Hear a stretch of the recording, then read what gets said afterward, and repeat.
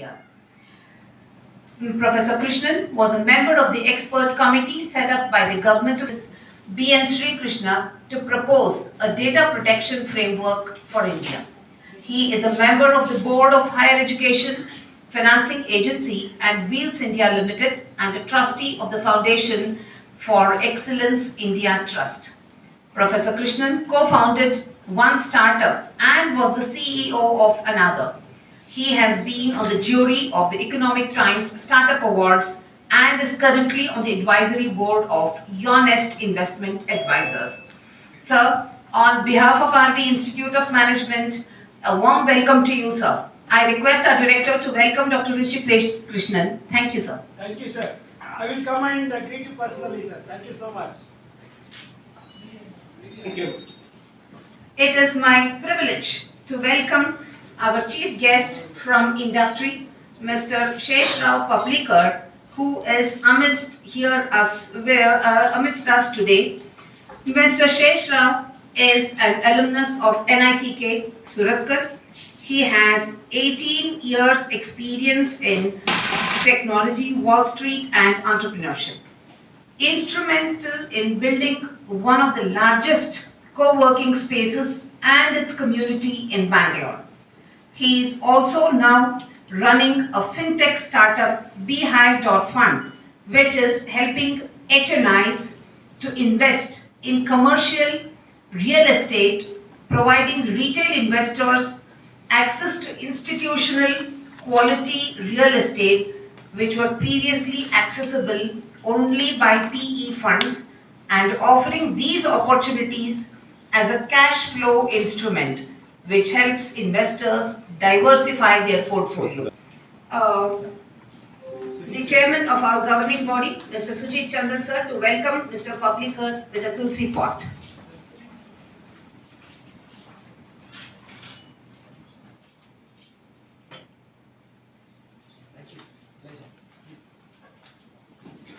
Thank you, sir. Today we have amidst us Mr. Praveen PN, member governing body RVIN and trustee Rashtriya Sikshana Samiti Trust, who is presiding over today's event.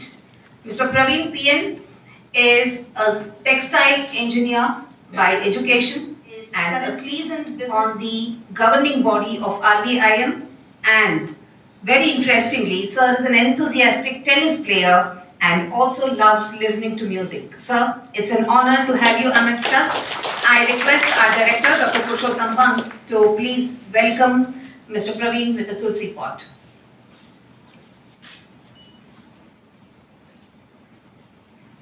Thank you, sir. It's my privilege to extend a very warm welcome to the guest of honor for today, Mr. Sujit Chandan sir, Chairman, Governing Body, RVIM, and Trustee, RSST.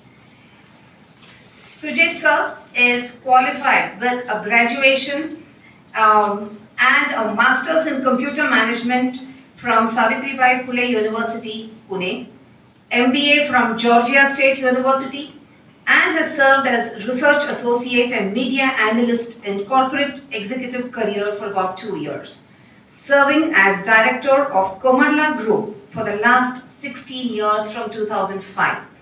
Sir, it's our privilege to have you amidst us. I request our Director, Dr. Purushottam Bang, to please welcome sir.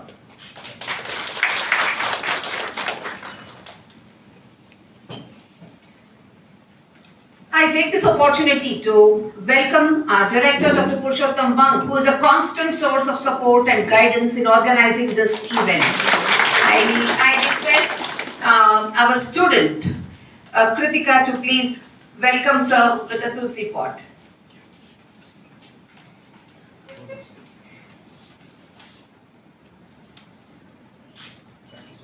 Over to you, sir. Is it possible to enable screen sharing? Yes, sir. Yes, sir.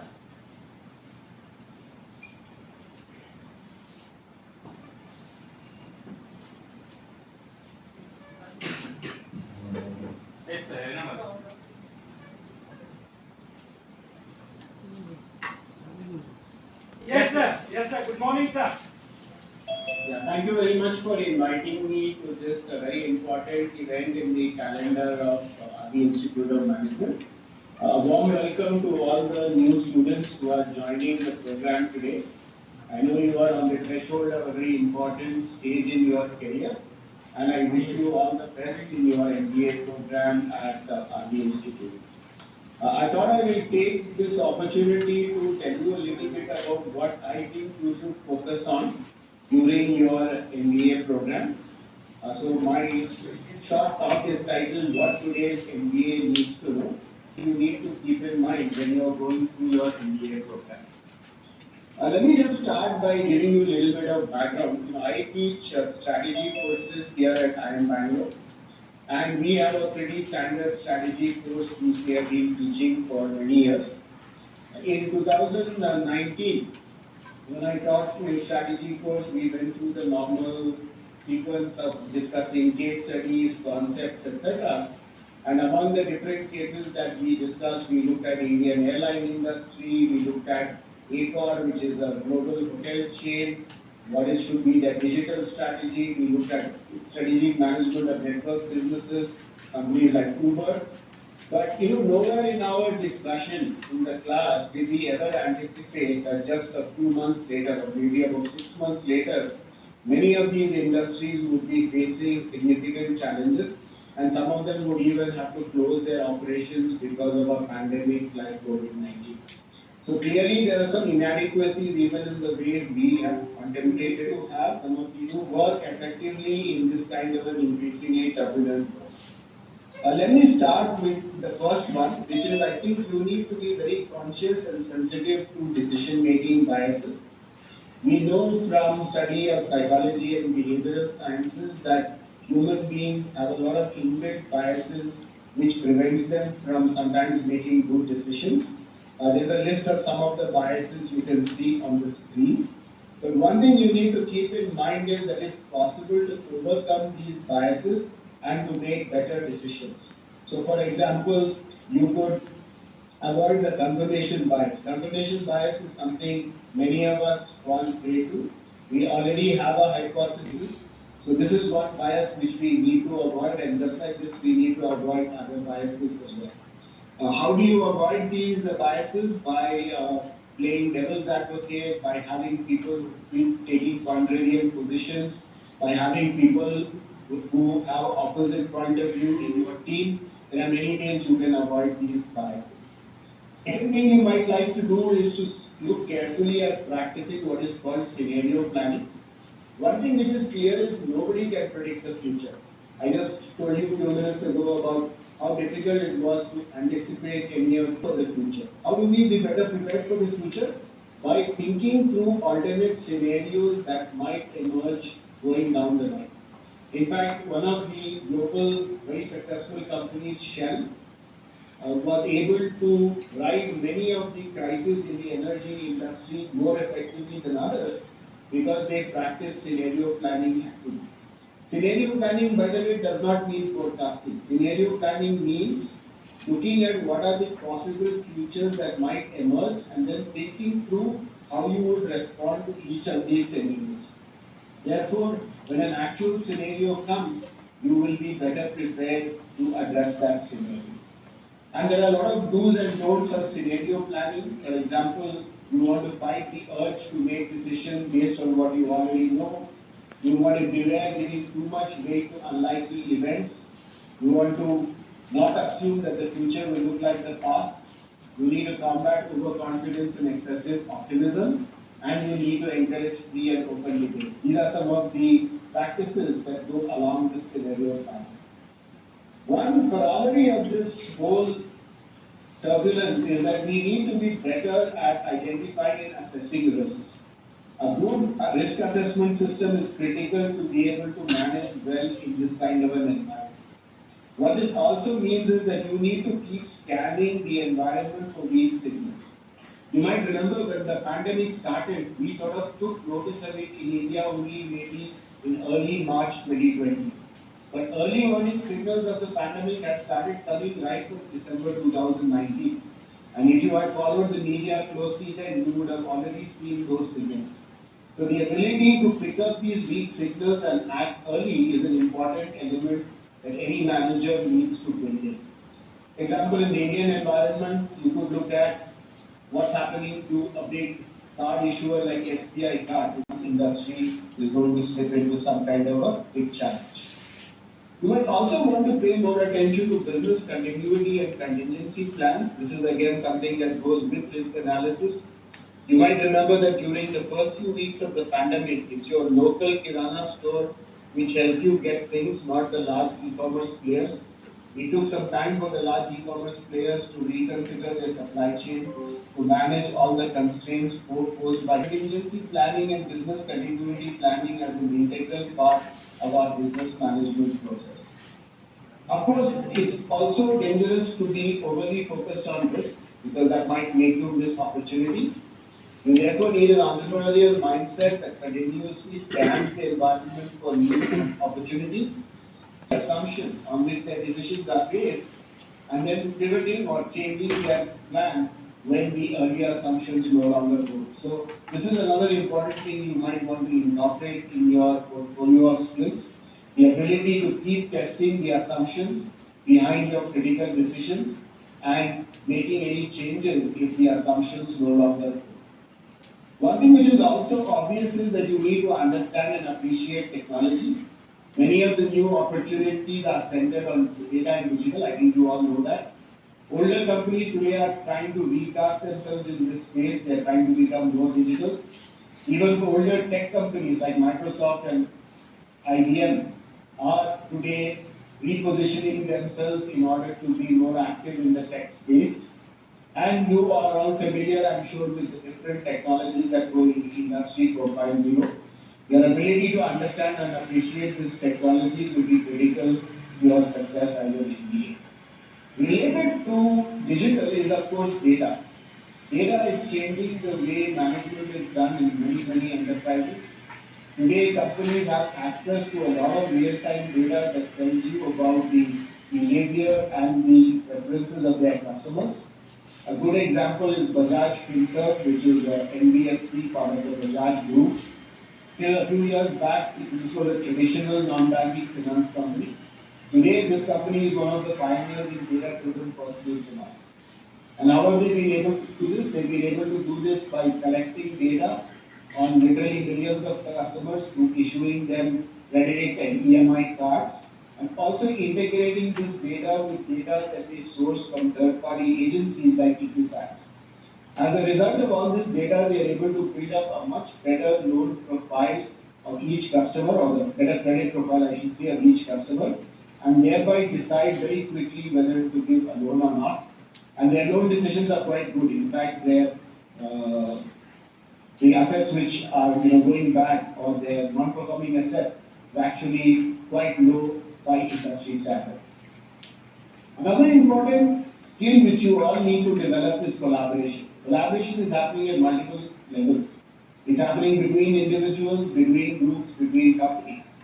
Large companies like Ford today have to collaborate with a whole string of companies. Some are competitors, some are in different industries, some are, of course, supply chain partners.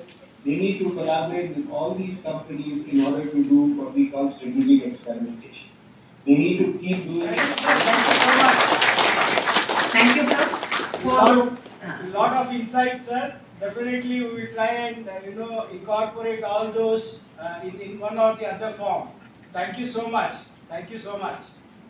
We'll come and meet you personally, sir. Also, at some point of time in future.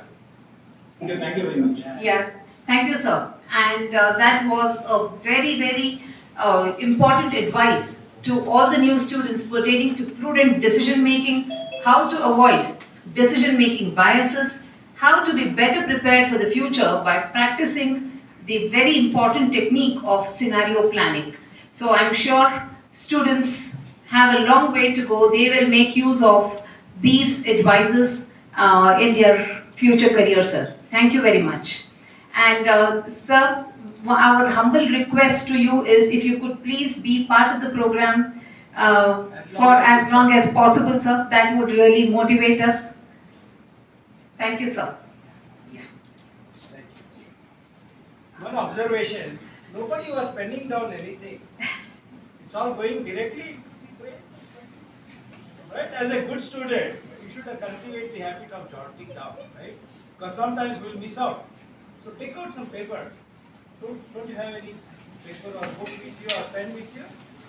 Right? It's first lesson. Always you should jot down. Right? Cultivate that habit.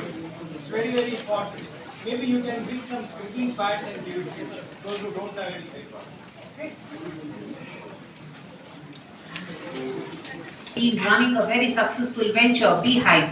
So may I request Mr. Shesh to please advise the students? Getting in touch and dropping by and have stayed in touch for me to come down for this.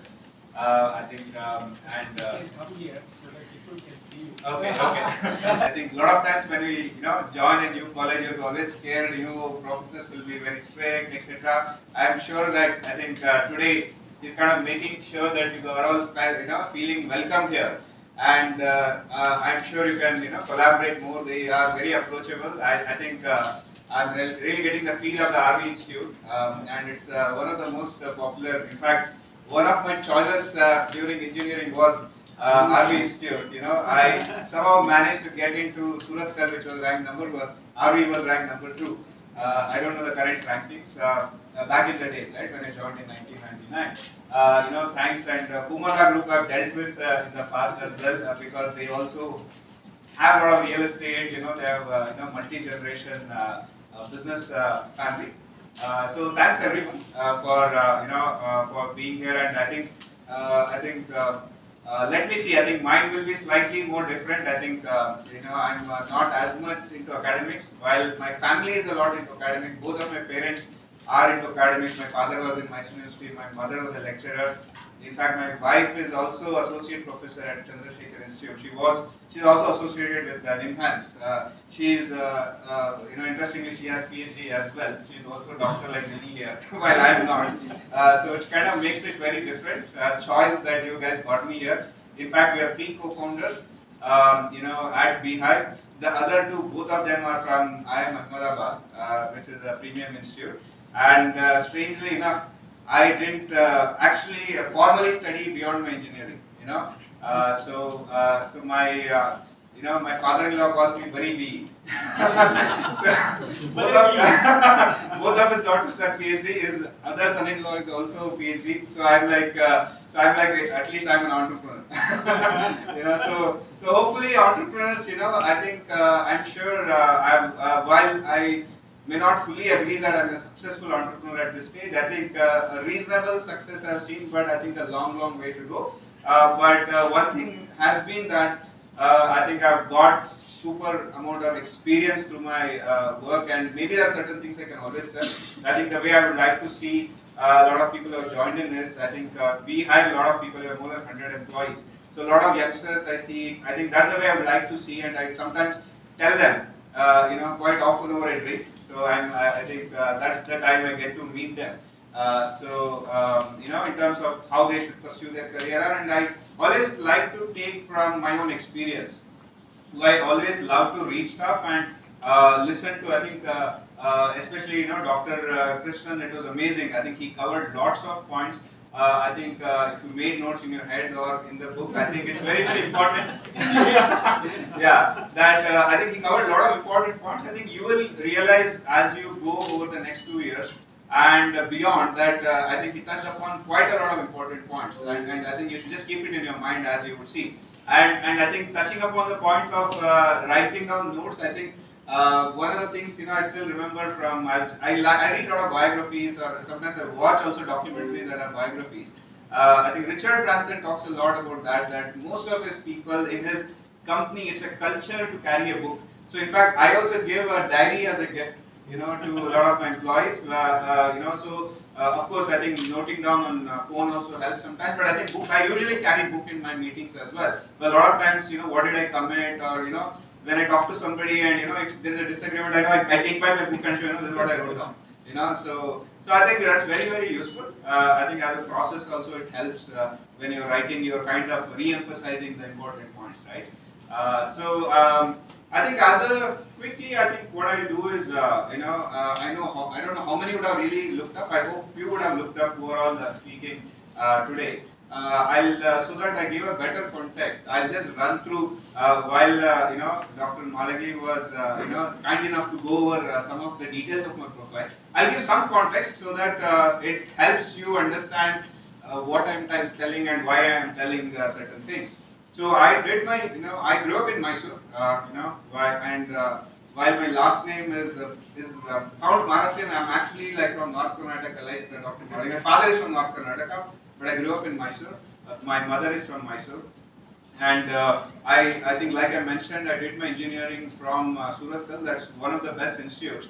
And so, of course, I always had a passion to study, and I also had a passion to go to MBA. So I'll also tell, I think my own tryst with MBA and not doing MBA has been amazing through my career. So I'll also go through how and in fact I inspired a lot of my friends who actually ended up doing MBA. Well, I never kind of ended up doing it for various reasons. So I studied in Suratkal, and I think if I would kind of, given that my entrepreneurship journey kind of started right there. I was very, in fact, back in the days, I think doing MBA was not, for an engineer was not such a big thing. So, but I was always like, I don't think technical is so suitable for me. I always knew as a personality, I think technical was not as suitable. While I had the aptitude, I think it's important for people to understand that you don't choose only, I think mostly people are choosing where they have the aptitude. Oh, you can crack the CET, you can do this, you can be a great developer. But I think personality was not as suitable for me. Job where I could interact with people, etc., was always more suitable. I think I had a hint around it, so I was like, hey, I need to go and do an MBA.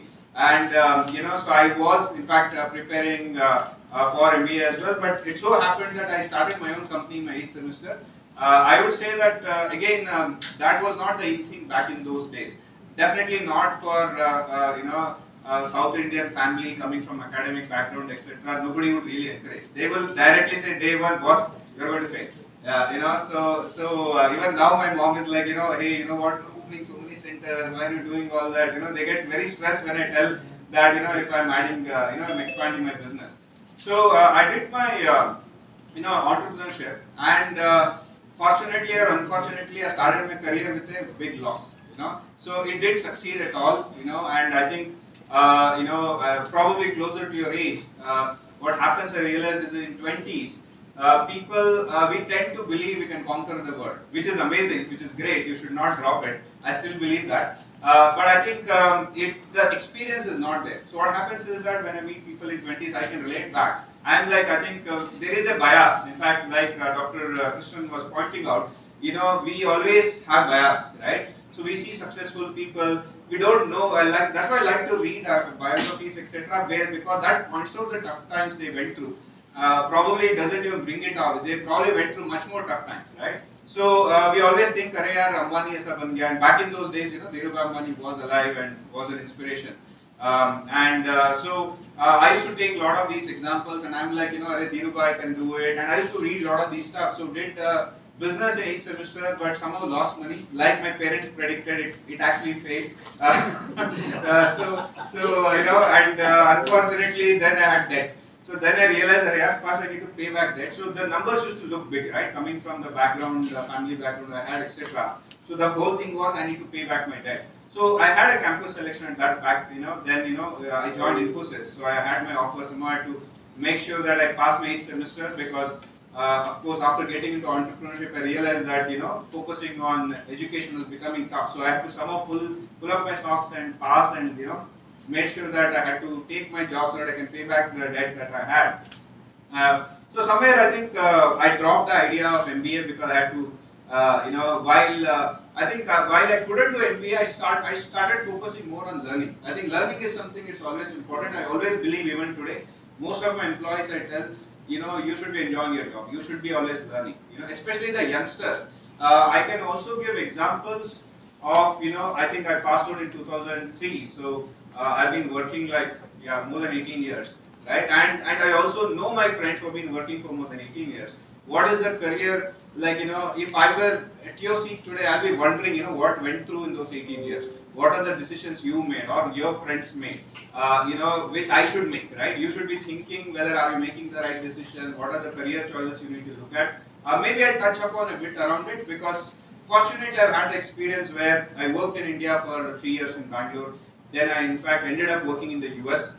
Again, I think my biggest thing was about earning money because I think one is starting your career in debt. You are kind of paying the lot you need to pay back, and also I think my 3 years in India, most of my money was going into paying back debt. So I never really, I used to feel constrained, my friends are having fun, but I'm not able to have fun, so I was like, hey, going to US is the solution, and I think US is a big brand name, and I ended up, taking a job in the US or finding a job in India, which took, I think back in 2003 it was not so tough.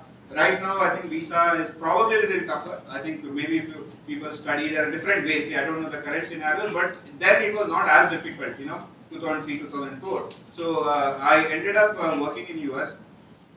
So I had a Wall Street job. In fact, again, one of the things Dr. Krishnan touched upon is I was right on Wall Street during the 2007-8 crisis. I'm literally working on Wall Street, right? Wall Street is also actually really a road, right? When people say Wall Street, that means they're working in the financial industry. Also because the stock exchange is on the Wall Street. My address, I'll never forget, my office address was 111 Wall Street. So I was actually a special number as well, 111. So I've seen the whole crisis, how things went up and down. I think I've been fortunate.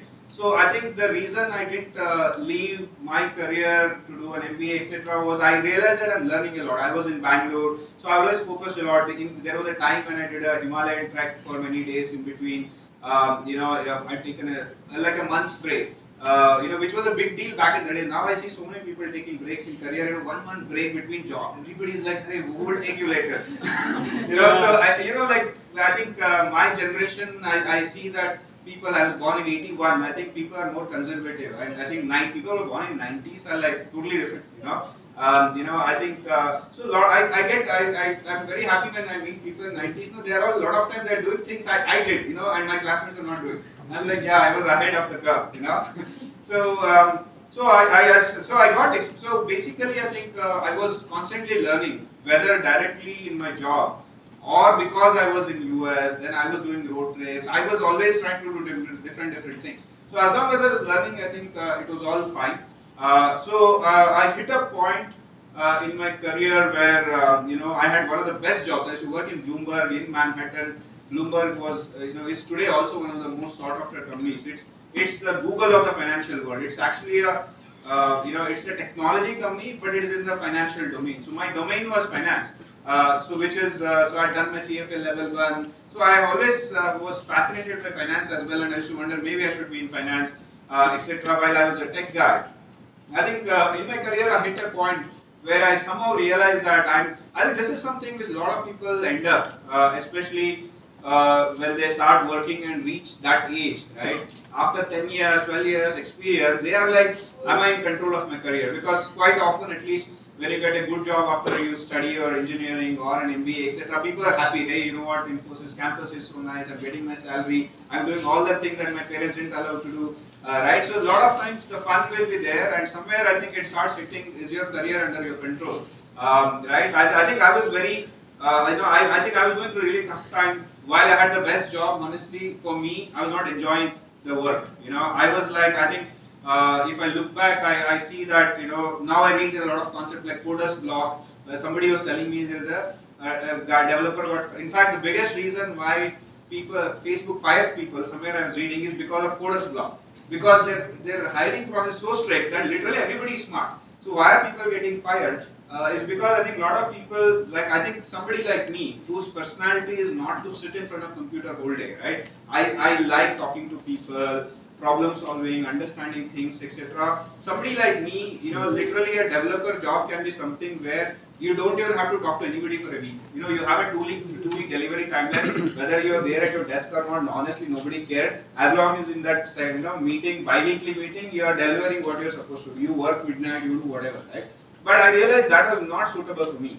So I was, I think, and also, so there were challenges because I was in US, and US switching to management, etc. I didn't have a US degree, especially an MBA or anything. So I was trying to switch in the company. I was asking them, can I get into sales job? Then I think then of course I ended up talking to Americans. Tech basically was filled with Indians, right? So for an American looking at an Indian guy from India moving into sales was like really like out of this thing, right? Because hey, we Americans already do this, while they were not literally saying that. I think somewhere they didn't really feel that an Indian guy, a Desi guy from tech can do all this stuff. So I kind of decided it's not going to work for me, right? So again, I had a trust with MBA. It's like then I took a call. Either I do an MBA, or I get into entrepreneurship again, right? So I think I realized that I'm at a point in career. Back in 2012, I was married, and my wife was doing PhD in New York City. She was about to finish, and so I did a lot of research, and then I'm like, for some reason I was like, I'm in US. And I should do an MBA in US, so I was doing a lot of research, because I was already living there for many years. And of course, I think US also, I think, has been a pioneer in education, etc. A lot of our systems come from there. So I'm like, so many years I studied in India, why don't I do something in US?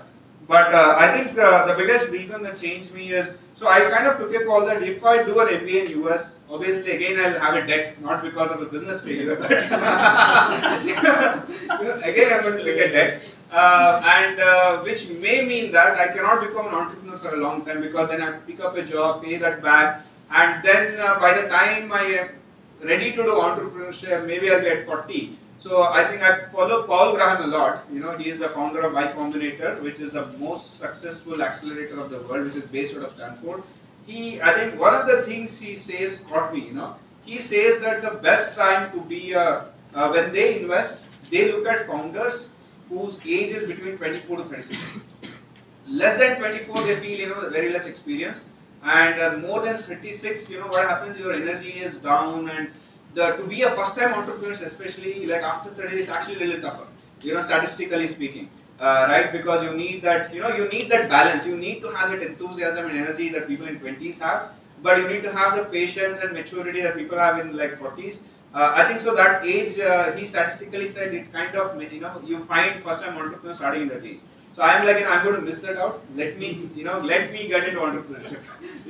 So I kind of had to let go of my MBA kind of dream, because I think being an entrepreneur was a larger dream for me. Right? MBA was more of a means in that sense, and I think I've always had that learning. So basically, I ended up coming back to India. It was a very, very big decision for me, and bigger decision for my wife. I had to somehow convince, and because I think research, she's more into research and academia, and it is seemingly lesser valued in India than say in US, right? That's what my wife feels.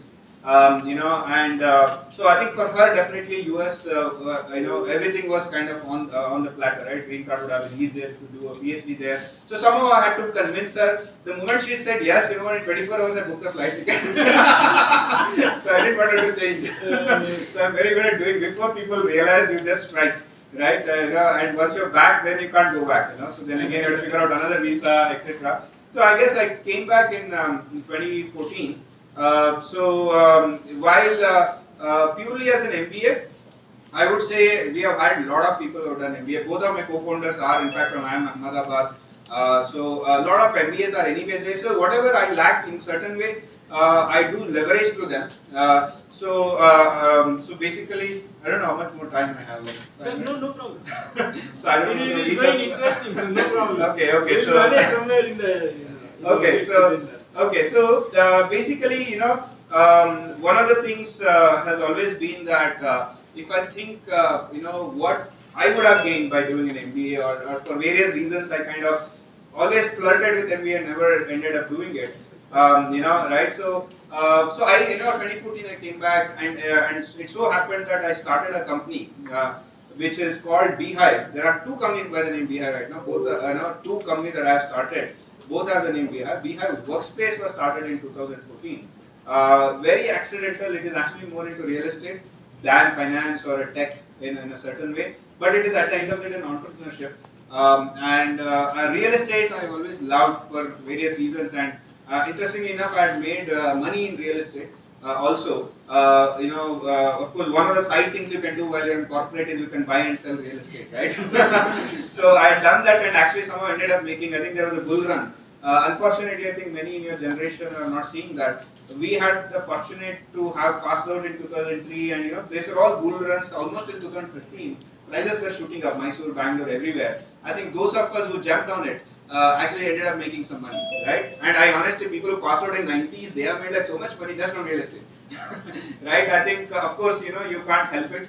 You're born in a certain time, you pass out in a certain time, you have different opportunities at your feet that you need to leverage upon. I think you definitely are more fortunate than our generation in many different ways.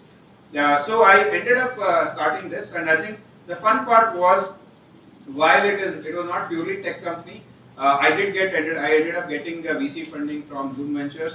I was trying to position it as a tech company. It can be scaled, technology enabled, etc. I think the biggest fun was because it was a co-working space, the very first co-working space of Bangalore, the professionally run co-working space of Bangalore. I had multiple founders sitting out of it. So somehow, I think accidentally ended up starting something that made me build connections within the startup world, So I know a lot of founders and what's happening, and I'm in the middle of the action, right? It's like, then I realized it's almost like being in the Silicon Valley in the 1980s, when I watched documentaries of, say Steve Jobs, when he was young, Microsoft, how they met each other, how, almost like Steve Jobs accuses Bill Gates of stealing, right? A lot of interesting things, I'll be like, hey, yes, I should have been in that location, It's fun, right? So then I'm like, hey, I'm already in that place. I'm already in Bangalore, in like, in a happening time, and trust me, 20 years down the line, everybody will be saying I should have been there, right? So I think sometimes we don't realize when we are into something amazing that we are into something amazing, right? We will always be looking at something else. But I realized that, that definitely I'm in the middle of something. And today there are so many unicorns that have got created, and trust me, more unicorns will get created, more things are happening. What do you want in life is very, very important, right? So I think for me, I've had that fun. It has been great. I think one point I wanted to touch upon, I think I've made some notes on it, why I took my decision, right, from a corporate job which was seemingly really well paying, for a nice life, right? I mean, it was good enough. I had a BMW convertible, my wife would have earned well. But what is important is something one has to understand. I think it's important that you always have a job where every day morning you should wake up and you should be happy to go, right, and do it. That's what I know about my wife. In that sense, honestly, India is little underpaid in academia or research. I think compared to what they should be, ideally speaking. But then I wonder, why do people still do it? That's because they love their job, right? The only explanation I have is because they love their job, and they're okay to compromise. Even though they are not as paid as they should be, they're still willing to take the job, right? So I think that's very important to understand. I think that's what makes them happier, rather than pursuing something that is purely money. I think somewhere I met a mentor in a way. He guided me, I was going through tough times. Honestly, I was going through a very tough time because I was stuck in a place where I didn't know exactly what's the right decision. Again, I think decision making is also a crucial part of your life, right? Any decision you make will make a huge difference as you go. I think I benchmarked. I think sometimes people should always do that. That what is important for me. He's like, you have to first understand what you want, what is important for you in your life, right? One thing was very clear. While it may not sound very nice, while I say don't chase money, money was important. When I wrote down a lot of things, I realized that money is an important factor for me to derive self. Not because of money, because money is power, right? So money, if you have money, it's easier to do various things that I want to do. So money is an enabler, and that is something I think the most successful entrepreneurs do respect money a lot. Or they start NGOs, right? If they are really something they want to do impact, but they honestly don't care about money, they probably do NGOs. So if I was that, I would have done NGO. So today for me, unless I make enough of the money, I wouldn't start an NGO or a social enterprise. For me, making money, earning, and having that power to make difference in various different ways was very, very important. That's something I understood. I think beyond that, but then it was not just money, right? Otherwise, in a New York City work, I would have been very happy. So beyond money, I think the other thing that came out was that I need to have an impactful job. So every day when I go to work, I need to see the difference that my work delivers, which is where I was struggling. When you work in a large corporate like a Google, etc., not always you'll get a job where you know that on a day-to-day basis you're making a difference. Honestly, I realized that whether I'm there or not, it ultimately may not make a difference. So I think that's where I was struggling. The impact was not there. And the respect that others give me was also something that used to be. That's something I think academia, everybody would understand. And one of the biggest things that drives them is the respect that they get in society and the job of the students. And in fact, the impact they see that the students, so I think they also probably they write down, Dr. Malik would agree, a lot of this is what is driving them. So I kind of understood this. So I think for me, all of that put together, entrepreneurship kind of is where it kind of made sense. So that's how I ended up ultimately making the decision that I made. And I'm very, very happy, right, that I took this. Very, very happy is, okay, I am right now, but I think every year my answer would have been different, from 2014 to now. So I think other point I would touch upon purely as an entrepreneurship is, I think you should definitely study books and biography, etc. I think one of the greatest entrepreneurs of Bangalore is the Cake Wala founder, which is right outside, right? Cake Wala, Taja Tinti. I didn't know, I think he studied only till 10th, forget MBA. He is alumnus of our college. Really? I thought he was 10th. Is that No, sir. SSM degree college. Oh, that's Srinivas Yes. Rao. Okay. So he has done a lot of stuff. I was reading few things about him. I think I always get inspiration from them. Should you become an entrepreneur will become a question many times people ask me. I'll say no. So most likely I don't always encourage people to become an entrepreneur. I think there are various things around it. Entrepreneurship is actually very tough. It's extremely tough. Quite often it can be very tough and it can bring people towards a breakdown. I've seen many of my friends come in for various reasons.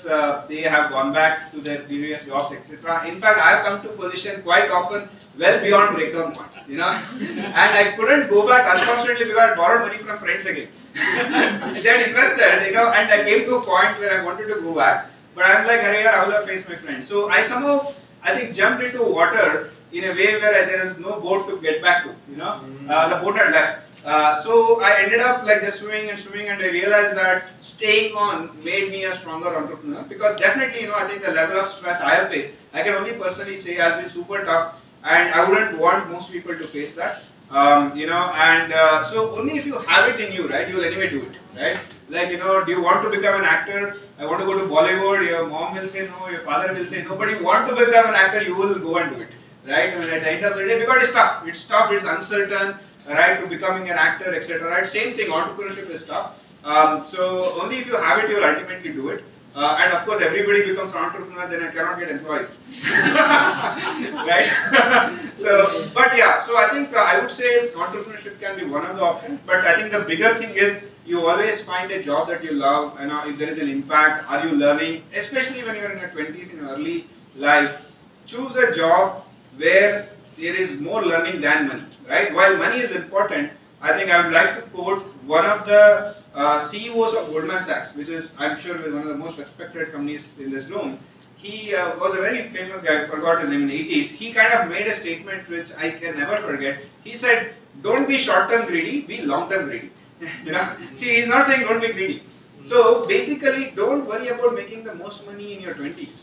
Think about making most money in the next 30 years, right? So today, for example, just, let's say you get a job that is paying you $1 lakh per month, but you know that there's not as much learning and growth, versus there's a job that is paying you 60K, but you know that you will learn a lot. You know what, if you take the 60K job, you're probably going to make more money in your career than the 1 lakh job. I've seen that happen, A lot of my friends who took up jobs, ultimately that had a long-term outlook, they are today doing much better. They have learned more.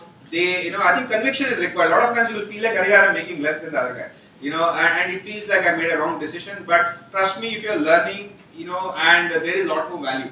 And I would also say that today, even in the startup world, salary levels are like crazily, and honestly, as a founder, I complain that your salary is going up so much. Specifically, there are certain jobs where it is high. I would say those are the jobs where they have learned a lot, they have delivered impactful work. People who have already worked in startups, hack around, people who are doing impactful jobs. Those who went into large companies, which are safe jobs, where, where I'm working for some huge enterprise application, where I do little things, right? Versus people who are able to do a lot of startup and impactful work, etc. I have seen, honestly, trust me, people with 6-7 years experience, salary levels are higher than a lot of my classmates only, who are actually 15-16 years experience. So I would always say that pick up those interesting things where you learn, and that's what will make you happy. You'll always see you have 30 years ahead of you to make money, right? So I think that's what I would say. I think doing an MBA is also the same thing. A lot of times people feel I'm losing money, I'm losing. No, 2 years I would have earned so much money. 2 years I'm paying fees. Oh, it's not so good, right? Short term, if you think, definitely it's not a good decision to do MBA. But if you think 30 years, it's actually the right decision, right? People, and also I would say, honestly, I think unless you were going through weird situations like me, it's a good decision that you made. and what is the takeaway? I would quickly touch upon, in my view, while I did not do an MBA, what is the takeaway for me for those who did MBA? Is I think one of the biggest things, honestly, is that you've got a time where you're dedicated for learning, right? So mentally you're prepared for learning. Other thing I would say is that focus on exposure, and luckily you are in a campus that is like in the middle of Bangalore, in a great location. You have access to so many different things, so many different places to go. I would say what is, the answer is this room itself. Make as much networking, everybody in the room, and those who couldn't attend today here as well. You should network with your own classmates. Your classmates, it's like a brotherhood or a sisterhood, right? Throughout your career, these are your friends. You will always ask your some batchmate somewhere else, hey, kya ho raha hai? Wahan pe, is that the right place to go? This is what is happening. Should I do this? Should I do that? I still take up on my classmates, right? Even though I passed on in 2003. I think the batch is always going to be very important. Never leave that. This is the biggest things. One of the biggest things that an institute will provide is that you are part of a batch. You're always part of that batch, right? So you're always, you'll be like, you're 24, you'll be 24 batch, right? So it will always be the case. And then I think focus on exposure, whatever internship opportunities, wherever you can go. I would say don't worry about money. If you are able to get into internship or meet founders, sit in certain companies, know what different places, what is the processing place doing, what is Swiggy actually doing inside Swiggy, what is Zomato, or various other places, right? Honestly, I think the biggest difficulty for you guys is pandemic. I think I hate it I think meeting, basically you have to meet people and you have to figure out your way, honestly, that I cannot fully speak on. But you need to have certain hybrid way to come, meet people, meet your profs, understand, I think interacting with them, understanding from their knowledge, maybe your seniors. I would say, I think these are the key takeaways. I would say always, networking is very important, whatever learning, whatever case studies you can study, I'm sure they will give you access. And I think and I think it's time for you to decide what career path you want to. Just don't rut in that sense, right? I mean, you have to kind of decide, make a decision now that have an impact for you 20 years down the line. Then you don't regret, I should have done it 20 years back, right? That's all I would say. I think that's what I'm leveraging on, right? While I did do MBA, because I have so many MBAs, I tell them, can you check with your batchmate? Go and put it in your WhatsApp group of your class, I need this, right? I try to leverage them. Fortunately, I've been able to do it. But otherwise, definitely leverage all these things. And I wish you all the best. You guys have come to a great institute. And I always have respect for education institutions and something that is so long-standing, right? You are part of something really well-known institution. And I can see a lot of bright spaces around here and great profs. All the best, thanks for calling me here. Interesting life journey. And more important takeaway for each one of us here is how to take things in our stride and still move on. That is something which everybody has to look for. And importantly, importance of benchmarking. Benchmarking against the best. So there is no compromise on that. And again, an important takeaway, have that passion for profession.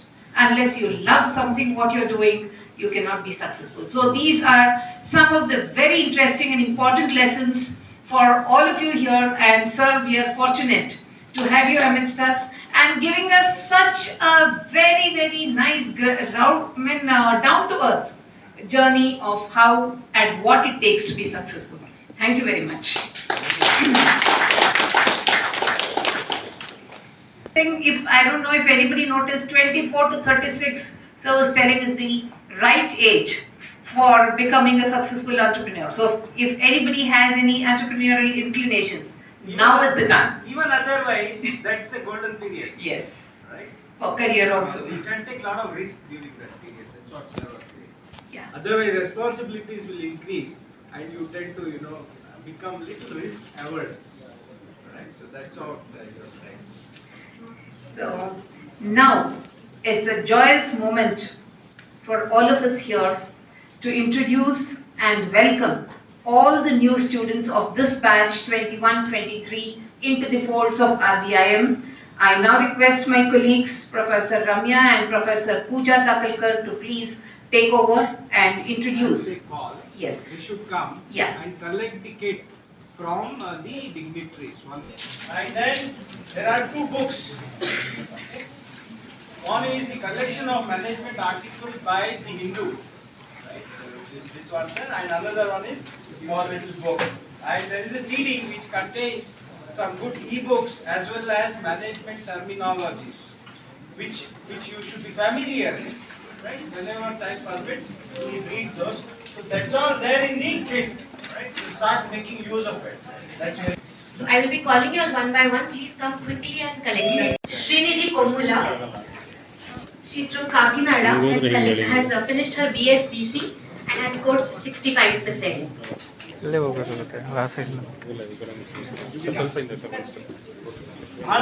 second. Sir, either idea. Logo. Thank you.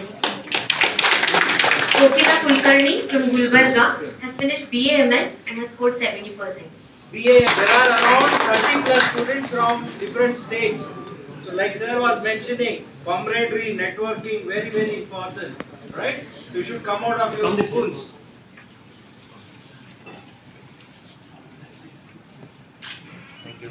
Manoj Rakshat from Bangalore. It's in UP, right? Yeah. Jharkhand. Excuse me. Odisha. Hello. Girl from Odisha. Mujeli Subbaraju, Tirupati, BSc 69%. Tejas HP, Sirsi, BSc 83%.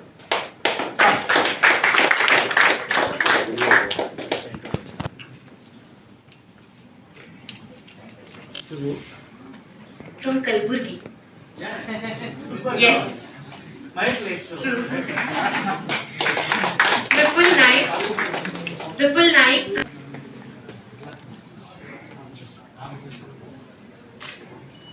Yoga. Aishwarya.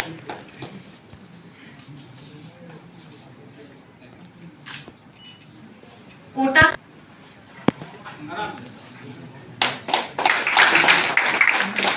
You got many students.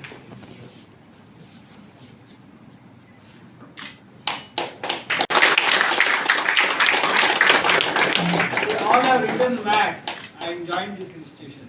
Welcome. Welcome.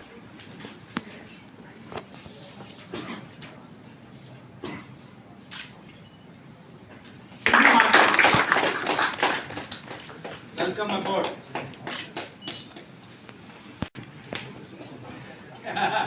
Yes. We had around 15 students. Congratulations.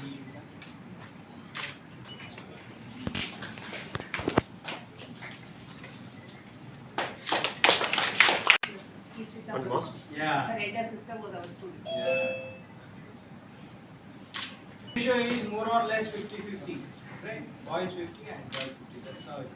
My board.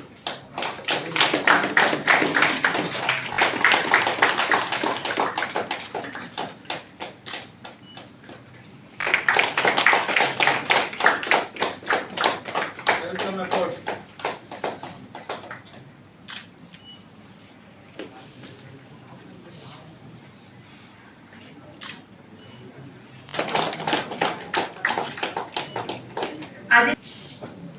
Welcome aboard.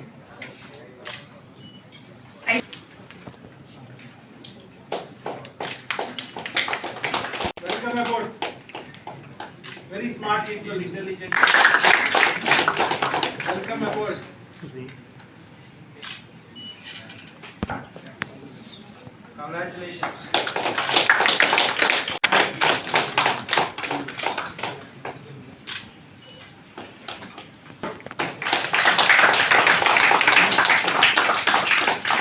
Mangalore, Excuse me. is it? Some. Excuse There me. are two Bhuvnesh, Don't one worry. more.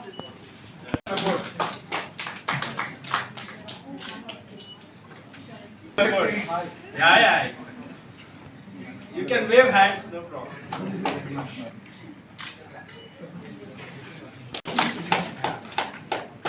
Welcome aboard. Did- Hold it properly, yeah. Gagandeep VN, Tumkur, BCom 61%. Welcome aboard.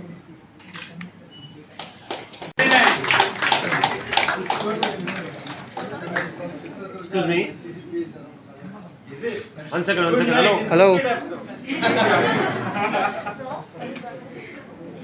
Thank you.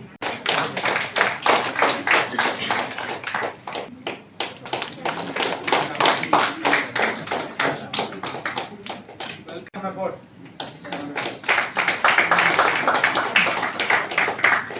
Likhita L, Kolar, BCom 79%. Come.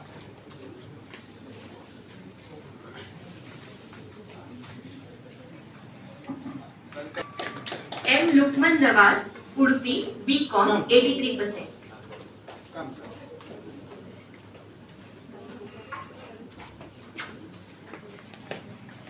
Welcome aboard. Right, those who came late, they are sitting downstairs.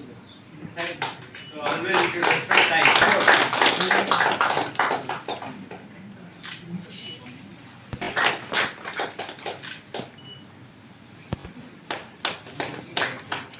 Welcome aboard.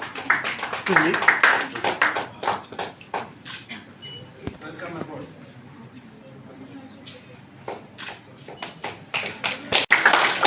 Welcome aboard.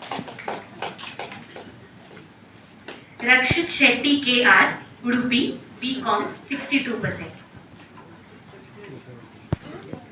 Chhattisgarh, girl from Chhattisgarh. Welcome aboard. Welcome aboard. Come.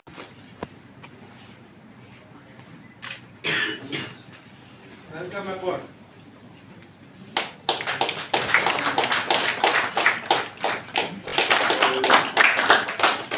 A good smile, okay? Yeah.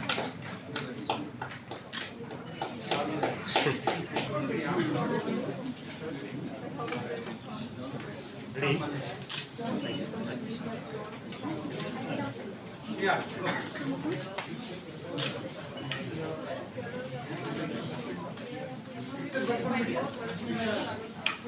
Put it faster. Put it.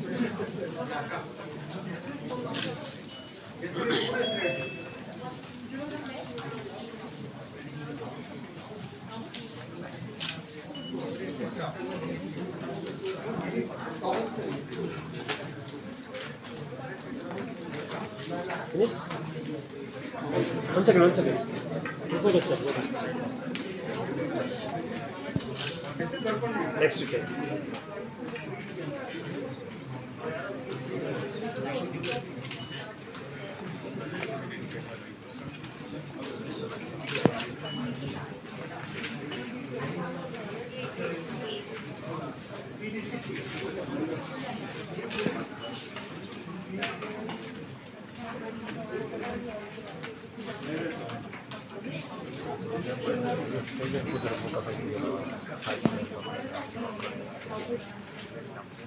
Of the new batch 2021-23, sir was mentioning batch is important. So your batch is 2021-23. So you are going to be here till 23 end. Okay. Proud parents and members from Genesis, which means a new beginning in Greek, which in fact is a professional journey from now on. Right? So question is, are you ready for it? I'd like to hear from you. Yes or no or yes? Good. So at the outset, on behalf of the entire RVM family and the trust, we call Rashtriya Shikshana Samiti Trust as the trust. It is the parent body to which RVIM belongs to. Congratulate all the proud student entrepreneurs who could secure admission to this unique, well-designed, autonomous MBA program of RVIM. Okay, we have spent quite a significant amount of time and energy in designing, in developing this curriculum, and yours is the first batch which is going to get the benefit of it. Okay, so you should be really proud about it. And as you know, our cutoff in the first round was 336. So all of you, majority of you, could secure it with your hard efforts. And just to summarize, the admissions, the process, the total number of inquiries were 1500 plus. Total number of students who applied for management quota, which is of only 90 seats, is 541, which means 1:6. For one seat, there were 6 contestants. So that was the ratio, and you could, secure that. So it is an what you call accomplishment in itself. And students who could get qualified, we have our own selection process, as you all know. Was 180 students out of 541 students. So we filtered out the remaining 300 odd students. Number of offers rolled out was 112, sir, and number of confirmed admissions was 90 against those 112. So that is the statistics. In PGCET, like I said, our cutoff was 336. And our closest competitor was PS University, which has more seats, nothing else. Okay, 240 seats idave, ನಮ್ಮ ಬರೀ 90 seats idave, and their fees is very less, and our fees is little higher because we mean delivering value. So that's the only way. Otherwise, we are the top. That you can tell to your friends, right? Okay, so that is what RVIM stands at. And in this batch, we had a good student mix, like you saw, geographical mix, region-wise mix, education background-wise, there was a good mix, and also gender-wise. Just to tell you, B students were 35, BCom Linda 77, BBA in the 28, BSc background in the 12 students, BAMS, okay, 1 student, BCA 3 students, and BA 1 student. So that's a mix of students coming from different educational backgrounds. Imagine, right? You can learn so much from your friends. You don't have to go anywhere else. Sir was talking about learning. One word which he reiterated maybe around 30-40 times is learning, right? So you can learn so much from your own friends who are coming from different educational backgrounds. Only thing is you have to come out of your comfort zones, okay, and make a friendship with them and talk to them, network with them, learn from them, give and take, very, very important.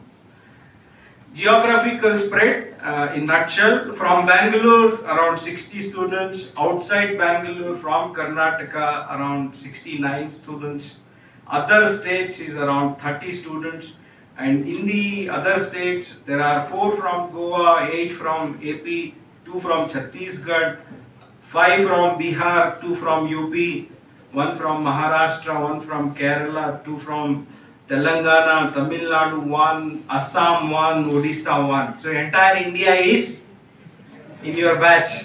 Okay, imagine, right? So much of knowledge, so much of learning can happen through exchanges.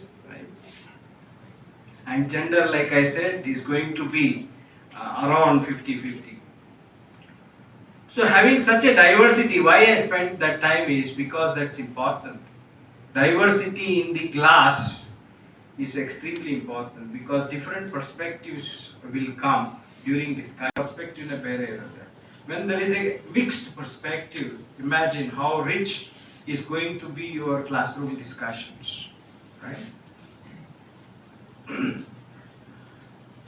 So, like I said, come out of your comfort zones, discuss with them, talk to them, understand them, and because today having that broader mindset, right, a step further is global mindset, global orientation is extremely important, right?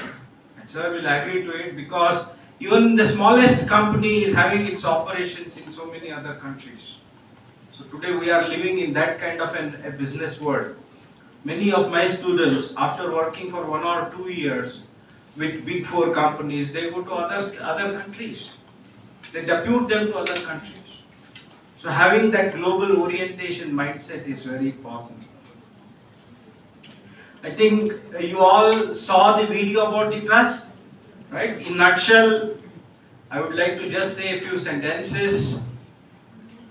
The trust came into existence in 1940 by our founder secretary, Shivananda Sharma sir, who was a great educationist and also the freedom fighter, started with finger count students then in a rented premises. So today it is standing tall and proud with 20 plus institutions, 20,000 plus students, 2,000 plus faculty, catering to almost all disciplines. You name it, we have our one of the school in that discipline. Starting from, like sir was saying, KG to PhD. That's the breadth, right? And very recently we started our own university, which we wanted it to be positioned as a global university. Okay. Extremely professionally run. You know, I have come across these RSST.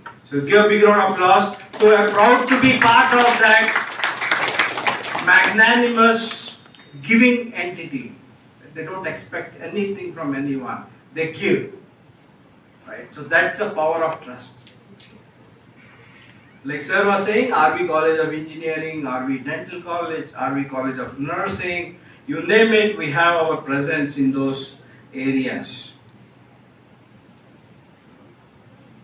RVIM was established in 1999 with the objective of providing high quality management education to the aspiring students from all over the country, as you are seeing it. And today it stands tall and proud with NAC A plus grade. Right? And we scored 3.38 out of 4. Only less than 1% of total number of institutions in India could get that grade, sir. Right? So you are to be very proud. Okay. Alright, I am part of that institution. Right? A plus category, very few institutions accredited by QS iGauge for e-readiness, and also we rank amongst top 10 management institutions in Bangalore in all their surveys. Business Today agli, Outlook agli, Week agli, Open agli, we are there. And when it comes to national level ranking, we come under within top 75 by all these entities. Could you please close the door and ask them?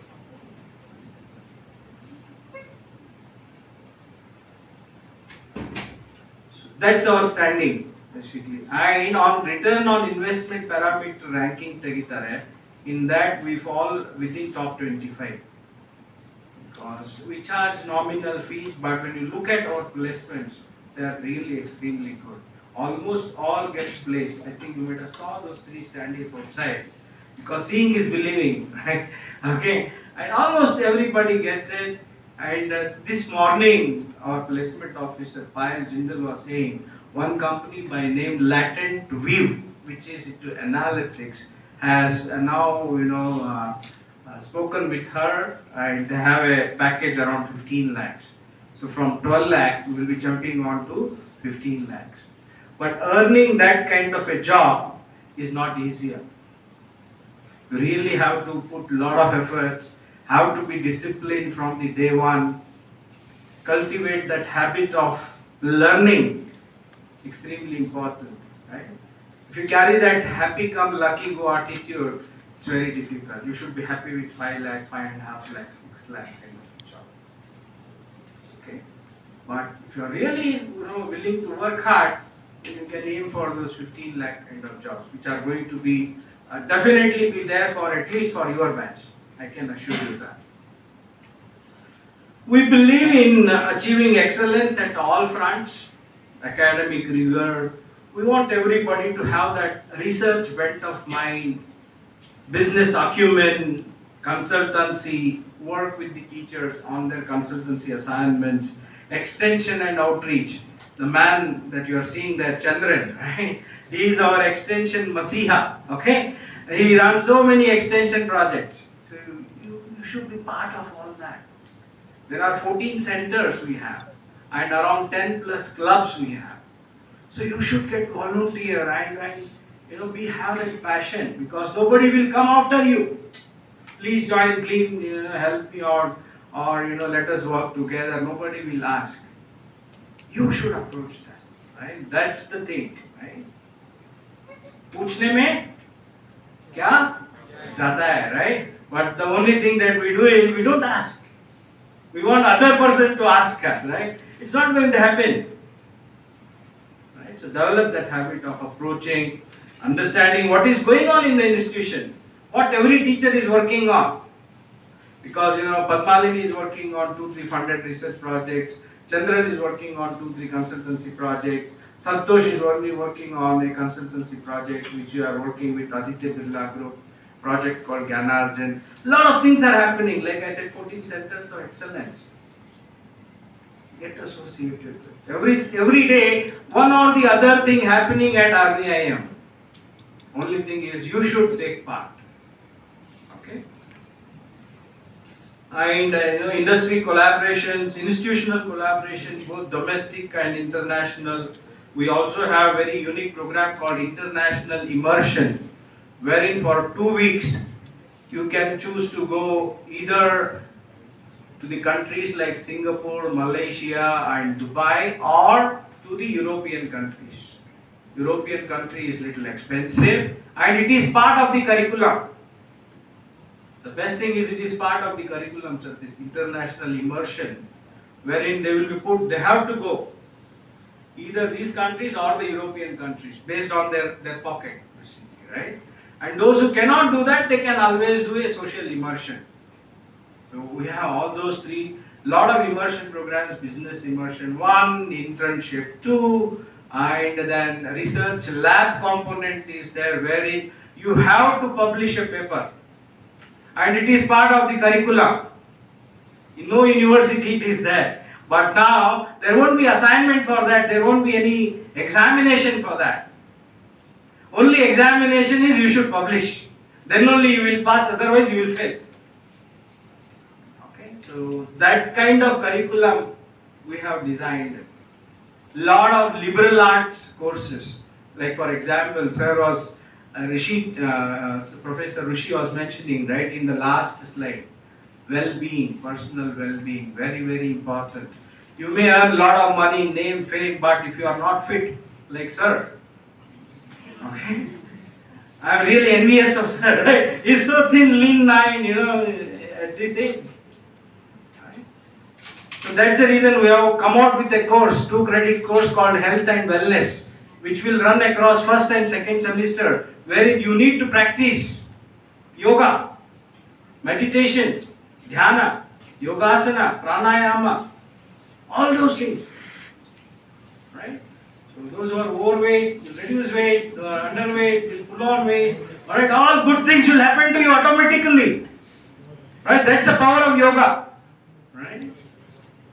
And similarly, foreign language is another course. We have partnered with the Coursera, only the first of its institution in Karnataka, you can say, wherein we have partnered with the Coursera, which is the largest content provider, academic content provider globally. So many courses.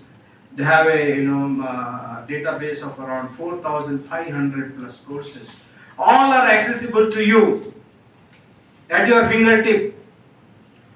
You can do 3 certifications, you don't have to pay even a single rupee. That's all covered in that limited enrollment license which we will give it to you. And those 3 courses which are truly open in nature, you can pick and choose out of those 4,500 courses. Whichever is close to your heart. And in whichever area you want to build your career. For example, I want to build my career into analytics. I can pick all the 3 courses. I can convince my mentor and pick all the 3 courses in the area of analytics. Imagine how powerful, how strong your CV is going to be. And getting that 15, 20, 25 lakh job become very, very easier. Right? We talk about always compare with IIMs, right? They are also what, around 20 lakh range if you take it, right? And we are already there at 15, right? So it's matter of time, make good use of all these that is there in your curriculum now, and that it is part of your curriculum. There is a credit for it, you have to work. Okay, earlier we were part of the university curriculum, we didn't have that flexibility. We were trying, we were doing our level best through value added courses, through promoting them, through motivating them. But again, there are certain set of students, who will go by credits. If there is a credit, they will work, otherwise they don't work. But luckily now that we are autonomous, we brought all that into our credit framework. Right? So which will help you in developing the, what we call as the, what the skill sets or knowledge that is demanded by industry 4.0, business 4.0, and now all other countries are talking about 5.0. For example, Japan is talking about society 5.0. So things are evolving, so the kind of skill sets like Sir was mentioning, critical thinking, creative thinking, innovative thinking in all your approaches, problem solving which Sir was mentioning, Sheshu Sir was mentioning, analytical skills, very, very important. I think Rishi spoke quite a bit about data sciences, data analysis, business analytics, data-driven decision making, and all that is going to be extremely important. So today management is not purely management. It's blend of technology and management, like 2 strands of DNA.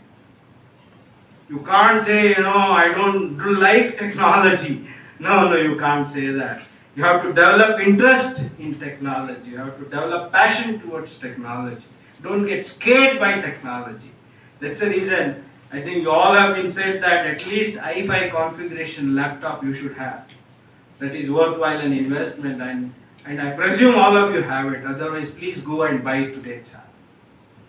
Okay, otherwise things are going to be very, very difficult. We are open from 8 to 8, but beyond 8, if you want to work. And this laptop is the most basic thing that you should have it. Okay? And go for higher versions. i7, i8 is still fine. But if you think it is little expensive, at least i5, not below i5. Don't go for i3. Because it is simply cheaper. Because it is going to help you in your data analytics courses and all that, because it requires minimum computational speed, right? Decision making, entrepreneurial mindset, very, very important. If you look at our the mission statement, you will find the word entrepreneurial mindset, innovation, and the analytics. 3 things we talk about in our mission. And our mission also says we want to transform each and every student into a good business leader or an entrepreneur. Right? And of course, people skills, cognitive flexibility, research mindset, which I talked about. Because we think that MBA is not like other courses wherein you have to sit in the class and learn something and reproduce that thing and pass. It has to be lived. It has to be experienced day in, day out. Right? You have to be an MBA. Complete overview of the 21st century skills that are demanded by the industry today, and please note that you have to help us to help you better. That is one thing you have to understand, make best possible students who are here, who have come with a lot of aspirations in their minds. Thank you, sir. At masters, you have to be self-learners. It's very important. You are not in bachelors. Please, keep reminding yourself.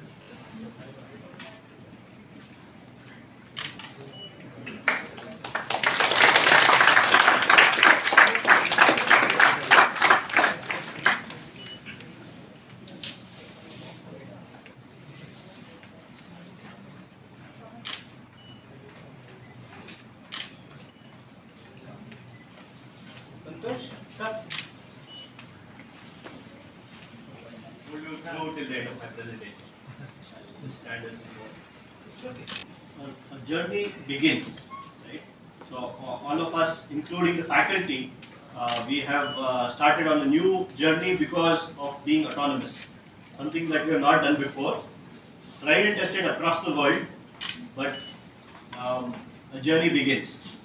But a small note on what he said, MBA is a tool for the ultimate goal, right?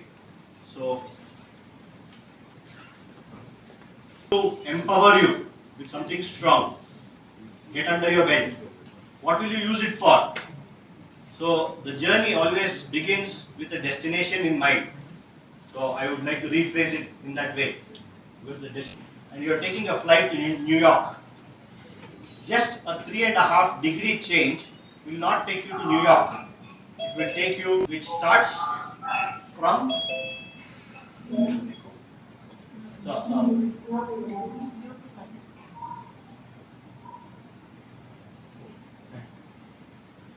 you hear me fine? So I googled what one change the slide please. Of 436 feet. So that is the impact of a 1 degree change. So then I took an idea and I calculated myself. If we start on the equator off by 1 degree, how much will it affect you? The equator is about 40,000 kilometers long. So by the maybe miles. Okay. So after it's 40,000 miles. Yeah. And after you go around the entire equator, instead of you being at your same position, you would be off by about 720 miles. So that is the kind of effect that a single 1 degree would do to you. So at this new beginning for yourself, okay, you need to align and assess what are your priorities. You need to think, where do I want to go? What do I want to do? What does my family need? What do people around me need? What am I expected to do? Think about it for yourself. And this is the time you can use your diary. I'll give you a second. Write down things that you would want to do, where you want to go, and how you want this MBA to affect your life and the people around you. Control your spending. You want to avoid sinking your time on Netflix. You might want to start eating healthy food. Any new habit that you want to create and want to do it over a period of time is something that you should probably write in your diary now, or probably send a SMS to your dad or mom, or your brother or sister, or send it to your best friend, your bestie, and work together with each other. You always need to make your habit or goal, you will have to say it out loud. Tell it to your people around you. Tell it to your mentors. Tell it to your teachers. Because they are all here to help you. And trust me, if you want something, you will get it. You just have to let the universe know that is what you want, truly, deeply, madly. Do you want to start an old hobby? Do you want to start your day sooner? Whatever it may be.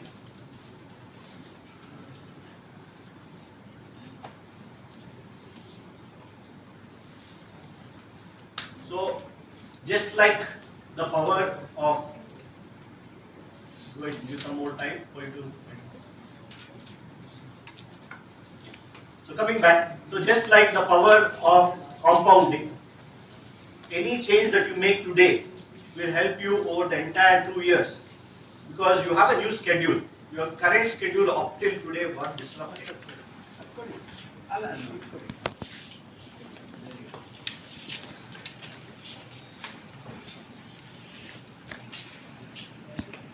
It's made by rural artisans, by a firm called NGO, startup called Immersion. Our director to please present. I request our governing council, governing guest, for the guest of honor for today's event.